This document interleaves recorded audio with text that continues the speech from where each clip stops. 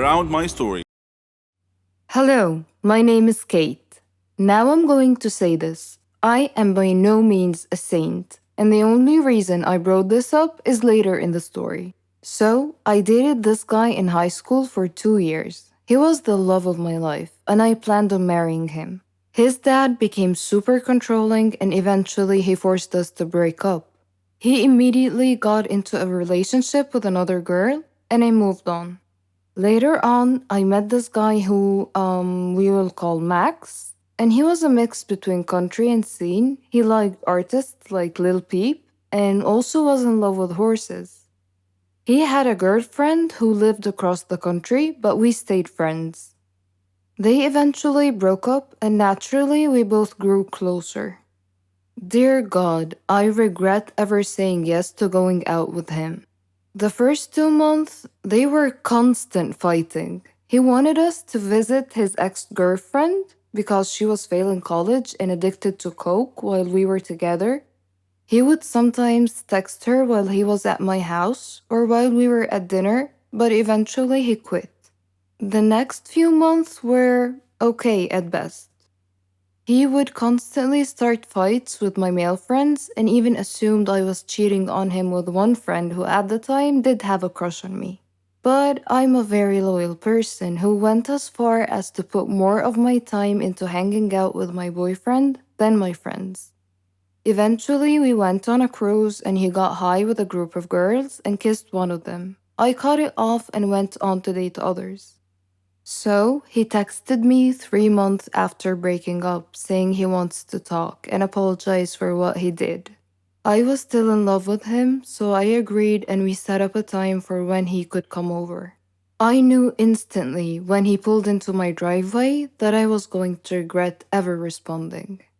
There was no hug, no I miss you, none of that. Instead, he walks up to me, looks me in the eye, and says, I want to get this out of the way. I've dated a lot of people since we broke up. Yeah, nothing wrong with that. I mean, I did the same when we broke up. So I kind of agreed to being just friends and never go back to talking about getting back together for now. But then comes the bullshit. He calls me one night and says, Hey, I want to get back with you. Because honestly, wandering around is boring, and I don't want to jump into things instantly. And I was wondering if dating without labels would be okay with you. When I asked him to elaborate, he replied, as in, I can still go to dinner with other girls, you can go to dinner with other guys, and we'll see what happens. Needless to say, I hung up without saying a word. Told him thanks, but no thanks. You are not who you used to be, and I'm not interested anymore. Bonus chapter. He stopped a few weeks, but he would periodically send me pictures of him at parties or on dates with other girls or pictures of his private areas. Anyways, ever since he has been blocked on everything, but I just thought I would share this with you. This is a shout out to every girl out there. Please find someone that's worth your love and affection, not someone who wants to play with it. Hey, my name is Rachel. In high school, the homecoming dance was coming up. I happened to confide that I had a crush on a popular guy to another girl in my class. Unbeknownst to me, they were very, very good friends, and this girl offered to put in a good word for me. The next day, she told me my crush would totally say yes if I asked him. So, in between periods, I found my crush in the hallway, asked him to the homecoming dance, and he said yes. Well, homecoming is on Saturday. Today is Thursday. My crush, his friend, and we went to lunch together and I offered to pay in the hopes that this will make them like me even more. And yes, I was that bad. They tell me they want 2 bags of chips, burgers, fries, and 2 small cartons of chocolate milk. No problem. I go to the cafeteria and get those items like a boss. For some reason, I decided to jog over to them, even though that really only shaves off 10 minutes from my trip, but I still did it. I had 2 bags of chips in my mouth, one in my hand with a burger and fries, the other hand with 2 cartons of chocolate milk. They are sitting in the common area. The common area is carpeted. parallel to the cafeteria, which had a tile floor. These rooms are separated by a relatively small metal line on the floor, and as I meet that line, my left foot catches on the metal. No problem, I have another foot. I will just swing that foot forward real quick and save this. But no, the other foot also catches. As I fall straight forward, I try to catch myself with my hands. Well, one hand had the chocolate milk in it, which just burst out, sending chocolate milk in every single direction. My other hand didn't help me either. It slipped on the burger in the bag and the fries go all over the place. The last thing to break my fall was actually my own face. The face with two bags of potato chips in my mouth. You know those jokes about chips bags being full of air? Well, they're actually true. As my face collided with the ground, both the bags of chips exploded at the same exact time and it sounded like a gunshot. Somehow one of my shoes just flew off. I tried to melt into the ground and fade out of existence for a moment, and this happened at the meeting point of the common room and the cafeteria. So everyone in both rooms either saw or heard this fiasco and looked over. About 100 students. It's deadly silent for a couple of seconds and then comes the laughter. And dear God, the laughter. It was like a jet engine. Every person there was laughing the hardest they have ever laughed in their whole lives. I even saw the janitor doubled over laughing, bracing himself with a mop handle. A teacher was trying to walk over to help me, but she stopped every couple of feet to use her whole body to laugh at me. All of this happens not 10 feet away from the table in which my crush and his friends were sitting. Everyone is having a great laugh, but my crush has the greatest laugh of all. He has fallen to the ground, with one hand bracing himself on his knees. The other hand is clutched at his ribs as he laughs so hard that no sound comes out. He was wheezing like a dolphin.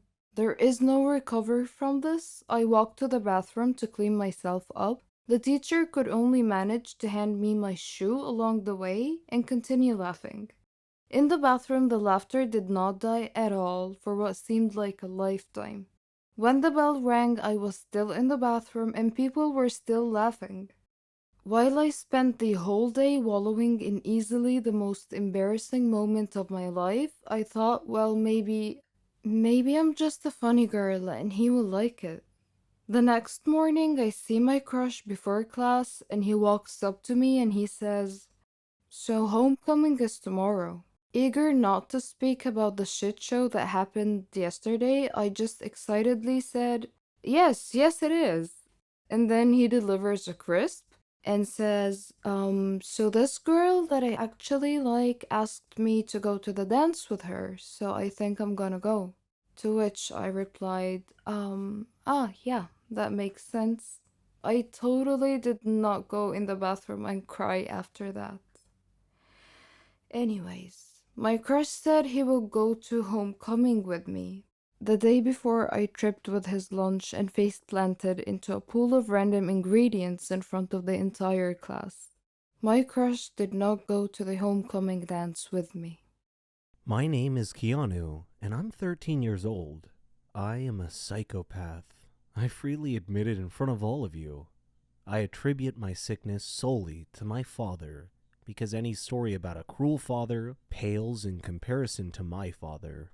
He would abuse me physically, mentally, verbally, and emotionally in every given moment.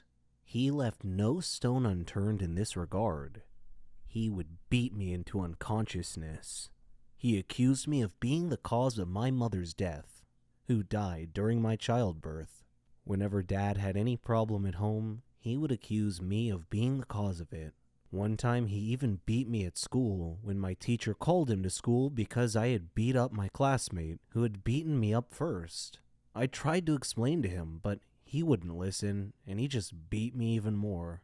One day, it was fun day at school, and everyone was supposed to invite their parents to visit the school for party and introduction activities. I chose not to invite my dad, so I was alone at the festivities. I felt envious of all my classmates for having loving parents to have fun with. My teacher noticed me alone. came over and offered to be my parent for the day. I was so happy. We had great fun together. Miss Linda had lost both her husband and her son in a plane crash, only she had survived. After fun day had passed, Miss Linda showed more interest in me. She would bring me sandwiches and spend time with me during breaks. I thought of her as my mom. When I succeeded in my final exams, she hugged me with tears of joy. I unconsciously said, "Thanks, Mom." I went home happy that day, but had to face my dad again. He asked me why I was late coming home, and I told him about having to pass my final exams. He didn't believe me, though, and asked me to show him proof. Unfortunately, I had none, so he began kicking and punching me. There was a knock on the door. He tried to block me from opening the door, but I managed to open it. Miss Linda was standing there. She glanced at my bruises and bloody face and moved between me and my dad to protect me from further abuse. Dad snarled and threatened her with a beating if she didn't leave immediately. But she hit him in the eyes with a blast of mace or pepper spray, and he went down to the floor in extreme discomfort, grabbing at his eyes. Miss Linda